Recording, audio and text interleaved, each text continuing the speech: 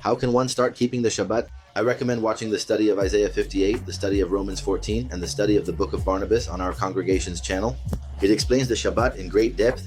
Understanding about the Shabbat greatly depends on a person's level of faith, and depending on that level of faith, understanding, and therefore the way that person will fulfill it, Yahweh clearly focuses on the person's desire to want to separate the day for Yahweh. And I repeat, depending on the level of faith, the way in which that person will understand how to do it. So it's a little difficult to say the way you should do it, because if you don't understand, as they say in Romans 14, and you're going to do something but you think it's wrong, or by not understanding, by doubting, you sin, I would be making you fail. So in summary, just as one tithes from what Yahweh gives them from the fruit of their labor, one gives 10%, which comes from the fruit of their work. One also has to give from the 7 days. You have to set aside a day. So it's similar to tithing, but in this case, when talking about time, it's something similar.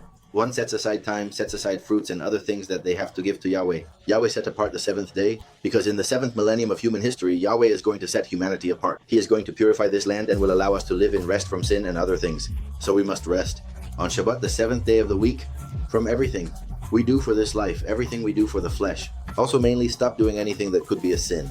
Obviously, one should stop doing that every day of the week, but if there's something you're struggling with, it's the Shabbat, where you really need to work hard to overcome that weakness, to be able to strengthen oneself in Yahweh by getting into prayer, getting into reading the scripture, gathering if you have a congregation, then gathering, studying the scripture, praying, seeking the Father.